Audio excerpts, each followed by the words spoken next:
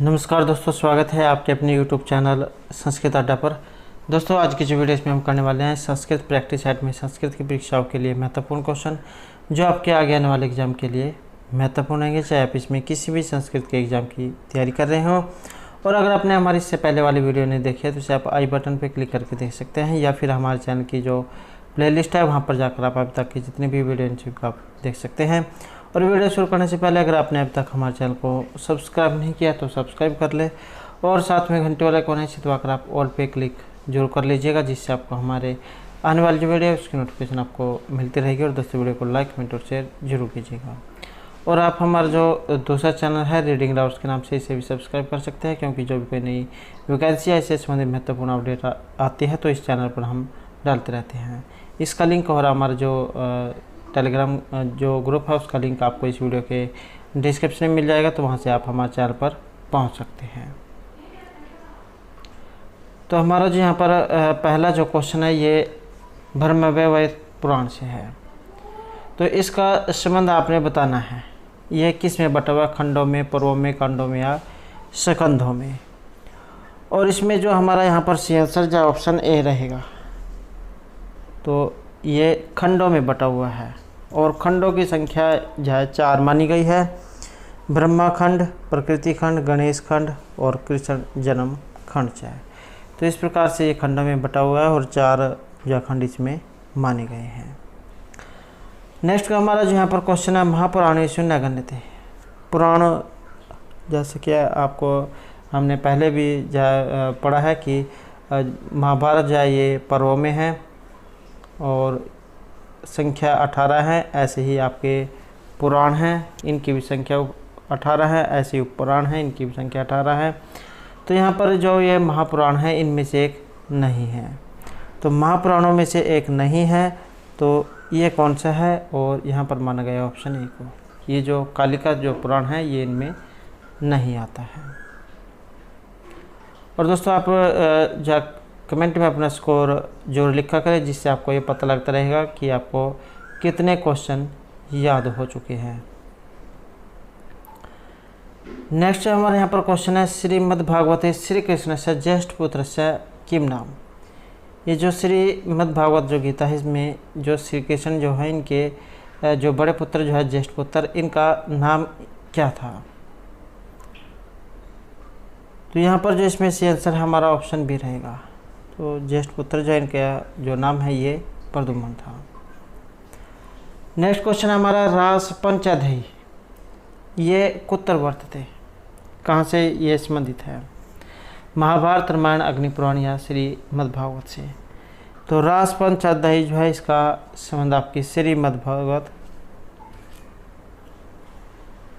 गीता से है। तो यहाँ पर जो ऑप्शन है ये डी रहेगा। नेक्स्ट हमारा जो क्वेश्चन है अर्थशास्त्र से, कौटिल्य जो उनका द्वारा रचित आपका अर्थशास्त्र, और इसका जो चतुर्थ जो अधिकरण है ये है, ये किस में है या कौन सा है? कंटक शोधन, षड्गुणम, धर्मस्थ्यम या विनयाधिकारिम। और यहाँ पर जो माना गया है ऑप्शन ए को माना गया है, कंटक शोधनम। तो ये चौथा जो है इसका अधिकरण है। नेक्स्ट हमारे यहाँ पर क्वेश्चन आएगा संधि कर्म से, संधि कर्म कुत्र उपदिष्टम। धर्मस्थ्य, अध्यक्ष प्रचारे, योग वृत्ति या षड्गुण्य। और संधि कर्म जो है इसका वर्ण जो हुआ ये ऑप्शन रहेगा डी में, षड्गुण्य में। अर्थशास्त्र का जो सप्तम जो अधिकरण है ये षड्गुण्य संधि कर्म के नाम से उद्दिष्ट है। नेक्स्ट हमारा क्वेश्चन यहाँ पर कालक्रम के अनुसार आपने लगाना है, और ये क्वेश्चन जो है बहुत बार एग्जाम में आ भी चुका है। वेरी इंपॉर्टेंट क्वेश्चन है, क्योंकि कालक्रम का जो एक क्वेश्चन पहले भी एग्जाम में जा देखने को मिला था, और हाल ही में जो हरियाणा में स्टेट का एग्ज़ाम हुआ था उसमें भी इसी प्रकार का एक क्वेश्चन जो है आया हुआ था। तो ये जो क्वेश्चन जो होता है घूम फिर कर सभी एग्जामों में ये आ जाते हैं। तो इसको कालक्रम के अनुसार जो आपने इसमें लगाना है, और कालक्रम के अनुसार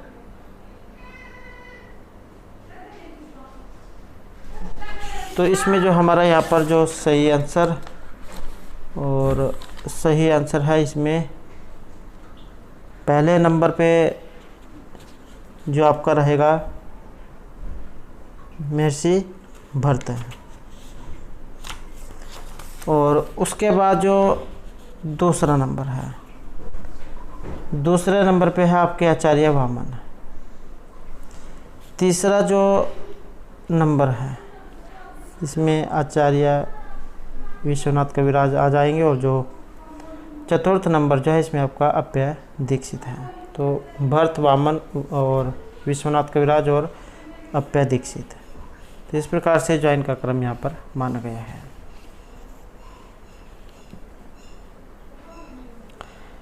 नेक्स्ट हमारा प्रारभ्यत न खलु विघ्न भेन नीचे प्रारभ्य विघ्न विहिता वीरम अंतिमत्या।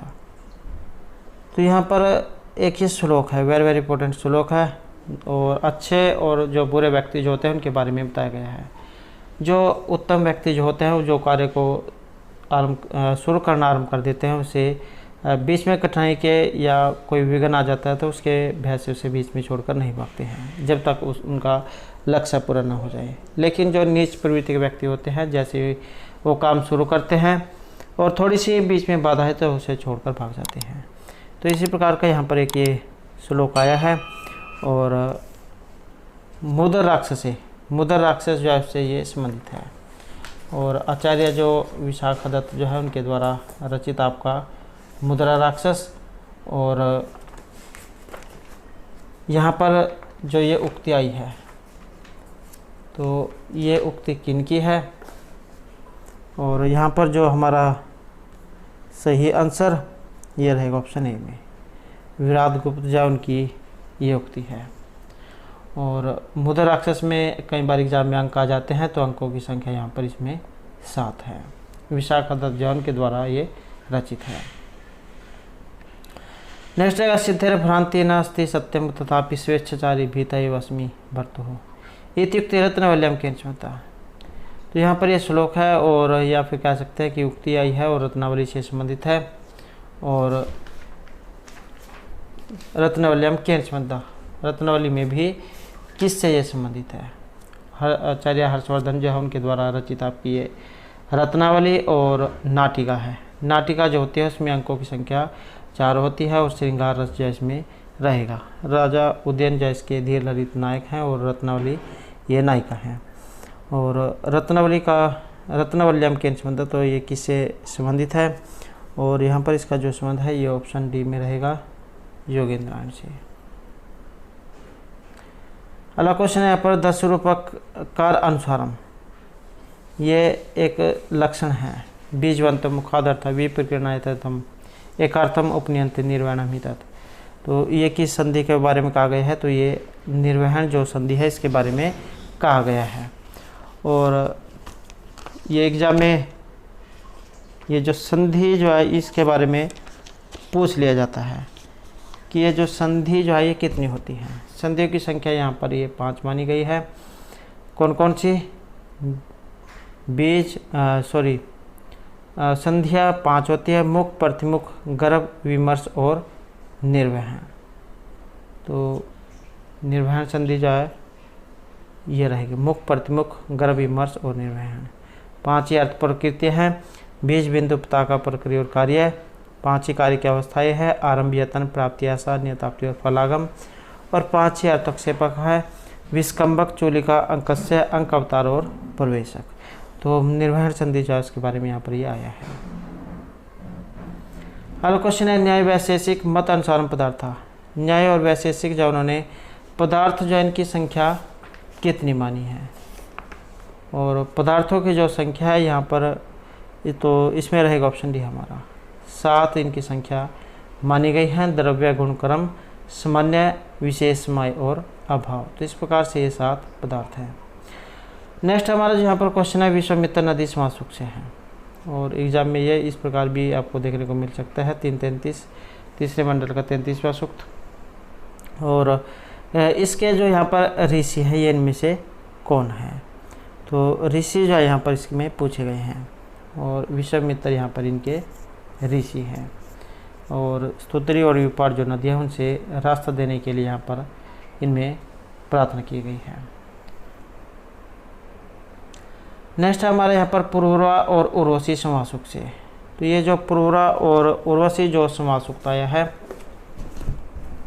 इसमें मंत्र जो है ये आपने बताना है कि इसमें मंत्रों की जो संख्या है ये कितनी है।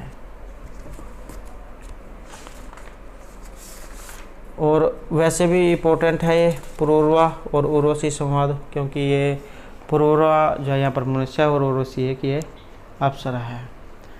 और बात करें यहाँ पर मंत्रों की, तो मंत्रों की संख्या तो ऑप्शन बी जो यहाँ पर इसमें रहेगा। मंत्रों की जो संख्या इसमें ये 18 मानी गई है। ऋषि इसमें पुरुरवा, एल और उर्वशी हैं। छंद इसमें त्रिष्टुप है और देवता उर्वशी और पुरुरवा ही है इसमें। नेक्स्ट हमारा यहाँ पर जो क्वेश्चन है ये मिलान करने का है, और मिलान करने में अब जो यहाँ पर देखते हैं कि कौन सा बनेगा। तो 44 जो है इसका रहेगा यहाँ पर ऑप्शन डी है। तो डी में देख लेते हैं 3, 1, 2 और 4। तो यहाँ पर देख लेते हैं 3, 1, 2 और 4। तो ये जो यम यमी जो समासुक्त आया है, इसका संबंध रहेगा आपका ऋग्वेद से। ऋग्वेद का जो 10वां मंडल है 10वां सूक्त ये रहेगा 10-10। और जो आपका कठोपनिषद है, कठोपनिषद का संबंध रहेगा आपके ये यजुर्वेद से। तो यजुर्वेद जो है इससे संबंधित है आपका कठोपनिषद।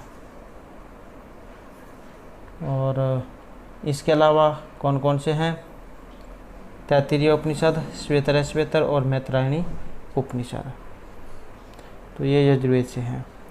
और जो आपका रह गया लाटैन स्रोत सूत्र, इसका संबंध आपके सामवेद से। लाटायन, द्राह्यन, मशक सूत्र, खादिर और जैमिनी है। तो ये आपके सामवेद से संबंधित हैं। और जो मांडुक्य उपनिषद, इसका संबंध आपके अथर्ववेद से है।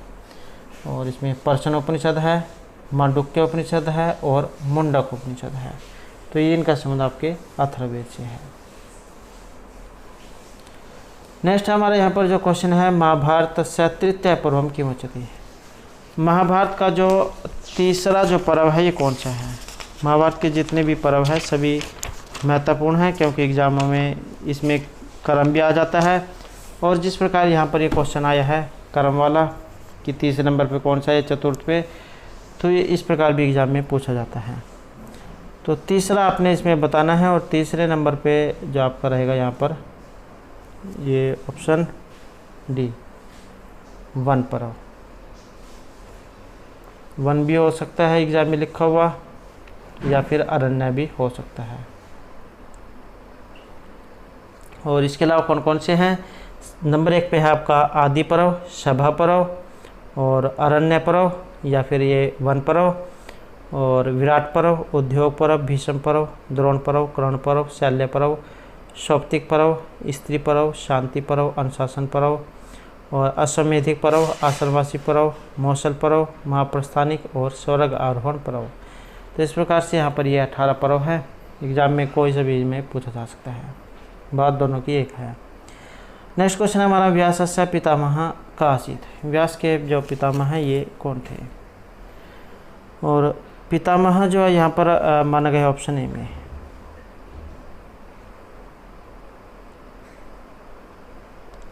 शक्ति है। वशिष्ठ पुत्र हैं शक्ति, पराशरस्य पिता और व्यासस्य पितामह च अस्ति।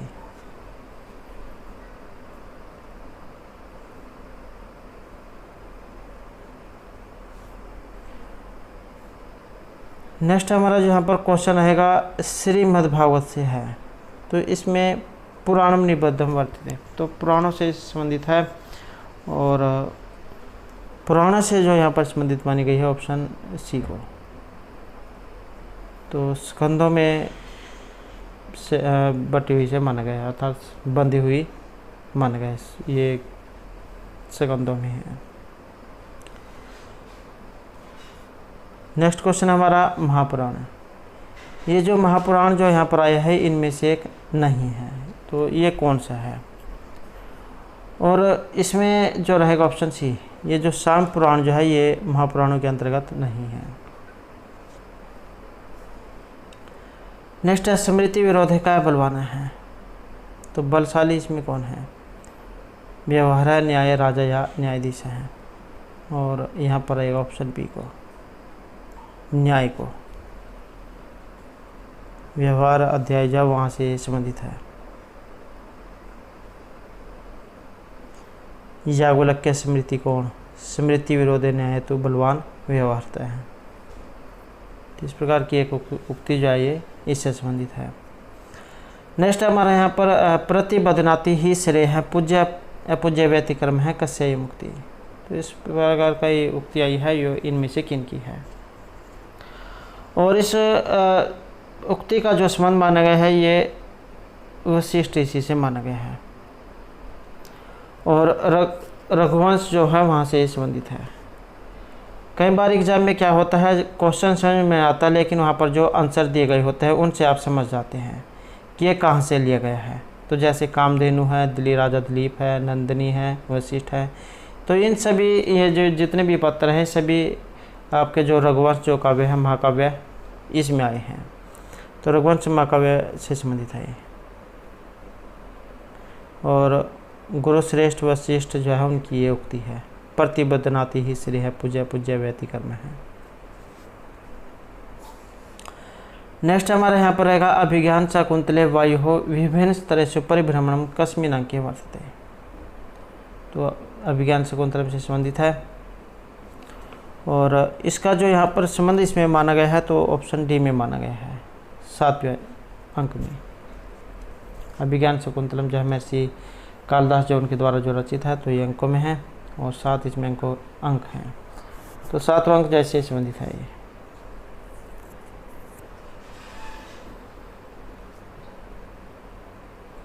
नेक्स्ट जो हमारे यहाँ पर क्वेश्चन रहेगा, मृच कटिकम कस्य रूपकस्य उदाहरणं भवति।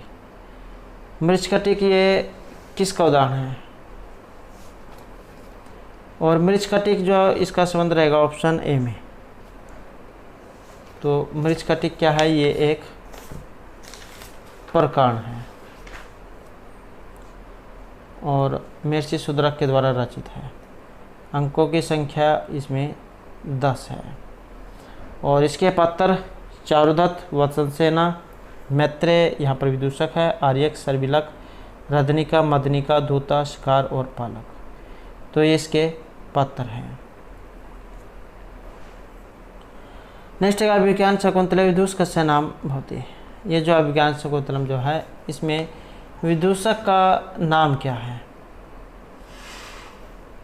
और ये विदूषक वाले क्वेश्चन जो एग्जाम में जो एक ना एक जरूर आ जाता है, तो विदूषक आपने जरूर याद रखना है। विदूषक का नाम इसमें क्या है? तो विदूषक जो है इनका नाम मांडव्य है। तो ऑप्शन बी जो इसमें रहेगा, अभिज्ञान शाकुंतलम में मांडव्य है और मृच्छकटिकम में मैत्रेय है, स्वपनवासदत्तम में वसंतक है।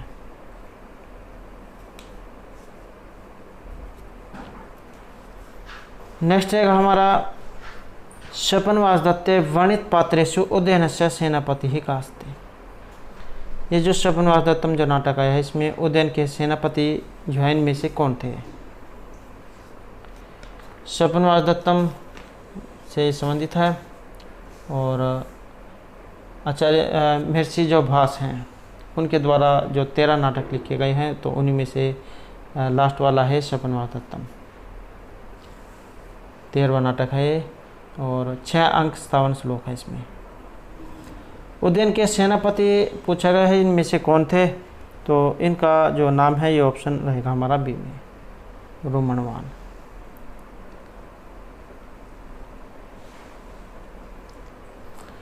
नेक्स्ट है योग्यता, आकांक्षा, आसक्ति युक्त पदोच्च है भवति।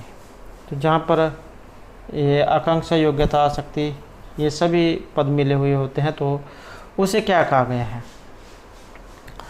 और उसका जो संबंध आपके सी में वाक्य उसे कहा जाता है। वाक्य क्या होता है जिसमें आकांक्षा, योग्यता और आसक्ति या फिर सनिधि जो होते हैं, ये अगर किसी वाक्य में तीनों मिल जाए गुण तो वो वाक्य कहलाता है। नेक्स्ट है निघंटु शब्द है ना उच्चते। निघंटु शब्द कहा गया है और निघंटु जो इसका संबंध रहेगा आपका ऑप्शन ए में, वैदिक शब्दकोश में। नेक्स्ट है आपस्तम श्रोत्र सूत्र केन वेदेन से संबद्धम। आपस्तम श्रोत्र सूत्र का संबंध जो है यहाँ पर इनमें से किस वेद से है। और 4 जो आपके वेद है, आप आसान क्वेश्चन आपने पता ही होगा, ऋग यजुः साम और अथर्ववेद। और ये जो आपस्तम श्रोत्र सूत्र पूछा गया इनमें से किसके हैं। तो आपस्तम श्रोत्र सूत्र जो आपके ये यजुर्वेद जो है उससे संबंधित है और यजुर्वेद में भी जो आपका कृष्ण यजुर्वेद है उससे संबंधित है।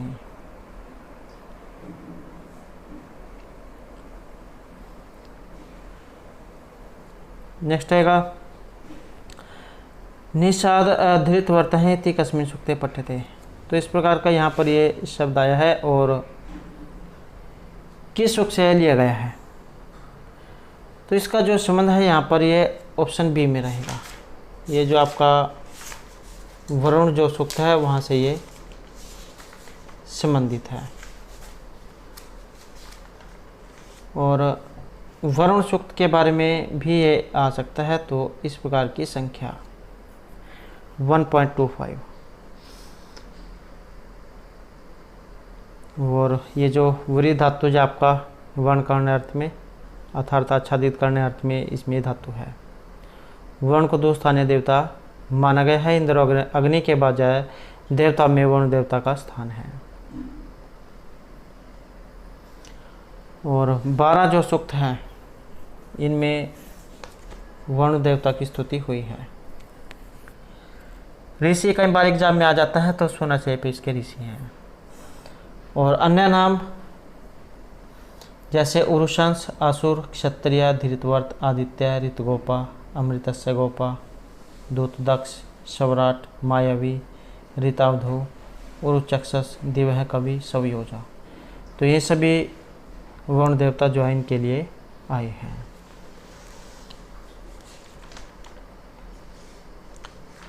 और पहले मंडल का 25वां ये सूक्त है। तो ये संख्या ज्यादा महत्वपूर्ण है। नेक्स्ट क्वेश्चन हमारा यहाँ पर दादा ने धातु है देन अर्थ में और विधिलिंग लकार उत्तम पुरुष के द्विवचन में रूप। और इसमें जो रहेगा ऑप्शन सी है। नेक्स्ट है चूर धातु चुराने अर्थ में और लंग लकार मध्यम पुरुष एक वचन का रूप। तो यह है ऑप्शन डी अचूर है। नेक्स्ट है अनेकता इत्यत्र का समास है। अनेकता में समास और समास है यहाँ पर ऑप्शन बी न तत्पुरुष समास। इसमें आपने उदाहरण सुन रखा होगा अभ्रमण है। अभ्रमण का क्या बनता है अभ्रमण न भ्रमण न तत्पुरुष समास। और न तत्पुरुष समास क्या होता है जिसका पूर्व पद न्य ये वाला न्य अर्थात न हो तथा उत्तर पद कोई संज्ञा या विशेषण हो तो उसे न्य तत्पुरुष समास कहा गया है। जैसे यहाँ पर ये अनेकता आया है या फिर अभ्रमण न भ्रमण। तो न्य तत्पुरुष समास जो यहाँ पर ये रहेगा।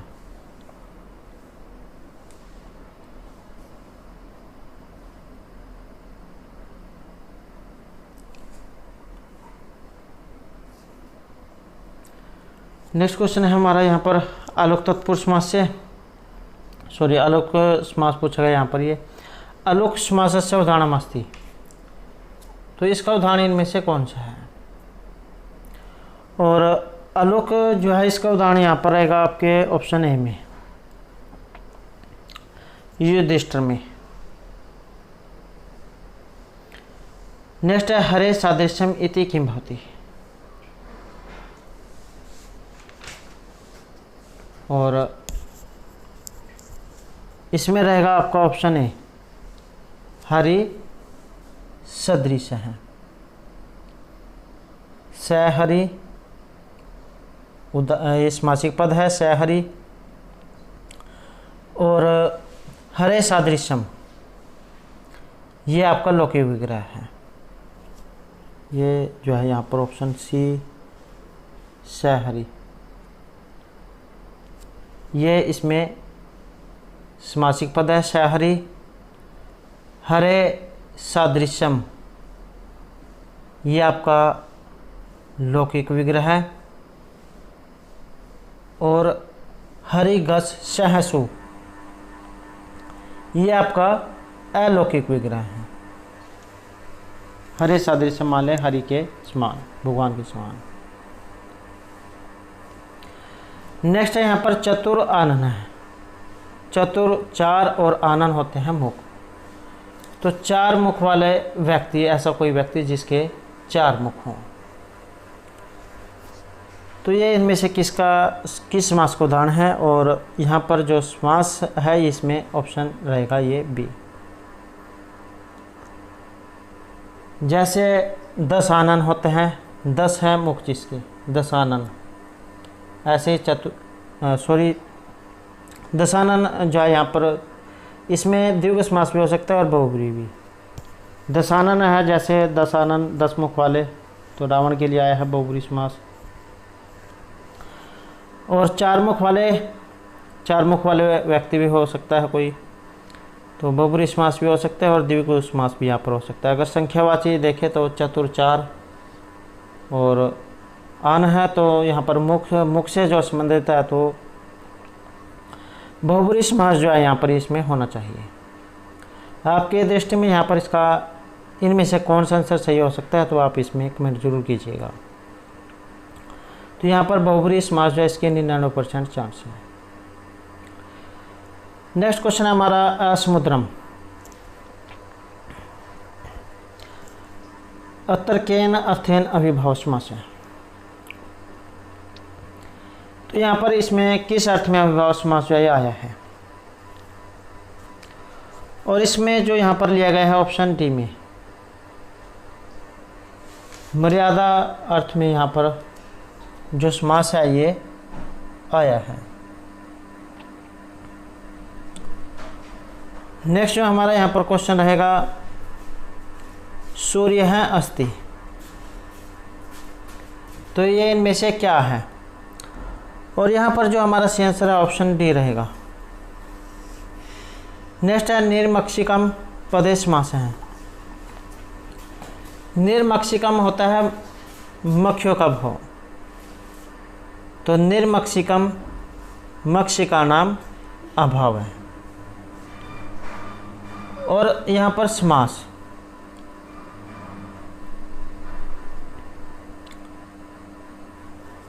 तो यहाँ पर जो समास जो आया है आपका ये अव्यभाव जो समास है इसमें रहेगा।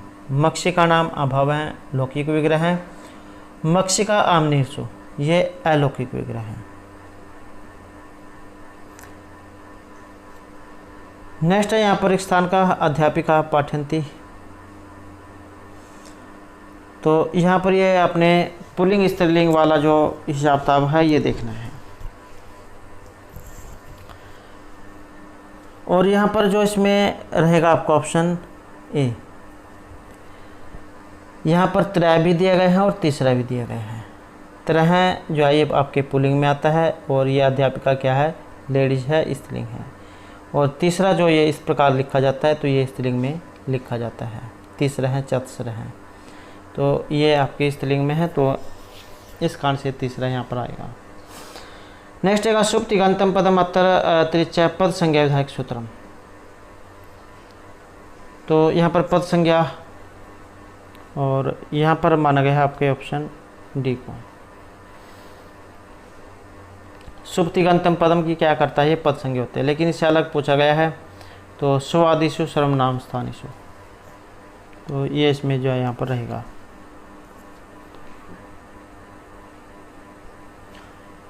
नेक्स्ट है विवक्षार्थ है घोते का विभक्ति गम्य थे। विवक्षार्थ में विभक्ति पूछा गया है यहाँ पर। और विवक्षा अर्थ में जो यहाँ पर लिया गया है ऑप्शन सी से। विवक्षा अर्थ में जो आपकी द्वितीय जो विभक्ति है ये ली गई है।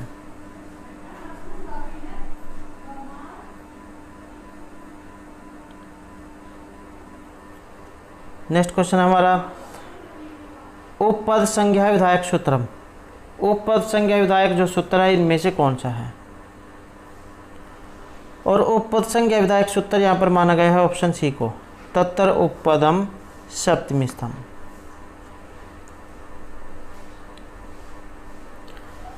नेक्स्ट है शोभनो राजा इत्यस्य समस्त पदम किम। शोभनो राजा का जो समस्त पद है ये कौन सा है? मतलब यहाँ पर समासिक पद। और इसका जो यहाँ पर अर्थ जो लिया गया है ऑप्शन बी में, सुराजा है, शोभनो राजा है, अच्छा राजा। नेक्स्ट है यहाँ पर क्वेश्चन हमारा मिलान करने का। और मिलान करने में जो यहाँ पर रहेगा ऑप्शन ए। तो इसको जो आप मिलान करके देख लेते हैं। तो क्रिया प्रत्ययत्ने, इसका उदाहरण है आपका ऑप्शन 4 में, एध उद्गस्य उपकरणम। और अभाषित पुंसकात, इसका मध्य है आपके गंगा और गंगिका शब्द से। काला सप्तमी च वक्तव्य, और ये है आपका योजनम योजनेवा। और तत्तर उपपदम सप्तमी स्तंभ, तो इसका उदाहरण आपका ये कुंभकार है शब्द। उपपद जो तत्पुरुष समास है इसका उदाहरण है ये। जिस तत्पुरुष समास का प्रथम पद उपपद और द्वितीय पद कृदंत होता है तो उसे उपपद तत्पुरुष समास कहा गया है, जैसे कुंभकार है जो यहाँ पर ये आया है। नेक्स्ट जो हमारा यहाँ पर जो क्वेश्चन है, गुणवाचक स्त्रीलिंग का विभक्ति व्यवस्था है। तो गुणवाचक जो स्त्रीलिंग है इसमें विभक्ति, और विभक्ति जो है यहाँ पर इसमें रहेगा ऑप्शन ए, तृतीय और पंचमी। नेक्स्ट है दस्तनेश्वर निष्ठा संज्ञा कस्य होती। यहाँ पर निष्ठा संज्ञा करने वाला जो सूत्र है ये कौन सा है? तो कत कत्वतु निष्ठा, आपने ये सूत्र सुन रखा होगा। तो कत और कत्वतु जो है इसकी निष्ठा संज्ञा होती है। नेक्स्ट हमारा रहेगा ब्रह्म कस्माद् वेदात् अभिनयम स्वीकृतवान। और यहाँ पर जो इसका अर्थ है ये ऑप्शन ए से लिया गया है, यजुर्वेद से। नाट्य सूत्रकार भरतमुनि जो उनके द्वारा इसमें एक श्लोक जो कहा गया है, जगरह पाठ्यम ऋग्वेदात् सांभ्यो गीतमेव च यजुर्वेदात् अभिनयान और रसान अथर्वणादपि। तो यजुर्वेद से जो है इसका संबंध माना गया है। तो दोस्तों थे हमारे आज के यहाँ पर संस्कृत की परीक्षाओं के लिए कुछ महत्वपूर्ण क्वेश्चन जो आपके आगे आने वाले एग्जाम के लिए महत्वपूर्ण रहेंगे। और दोस्तों अगर आपने अभी तक हमारे चैनल को सब्सक्राइब नहीं किया तो सब्सक्राइब कर ले, और हमारे साथ अंत बनाने के लिए धन्यवाद।